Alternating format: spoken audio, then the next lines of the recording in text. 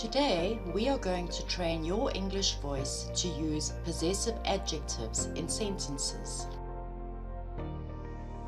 We use possessive adjectives before nouns to show ownership. When we want to say that something belongs to me, we use my. For example, I just ate my pasty. When we want to say that something belongs to a man, we use his.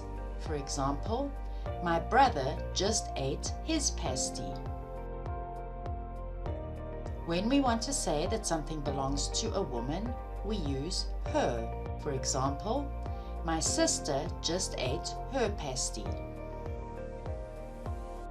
When we want to say that something belongs to more than one other person, we use their.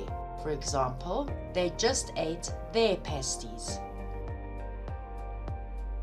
When we want to say that something belongs to me and other people, we use our. For example, we just ate our pasties. When we want to say that something belongs to you, we use your.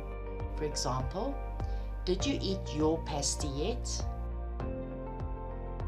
When we want to say that something belongs to a place or object, we use its. For example, the bakery sold out its best pasties already.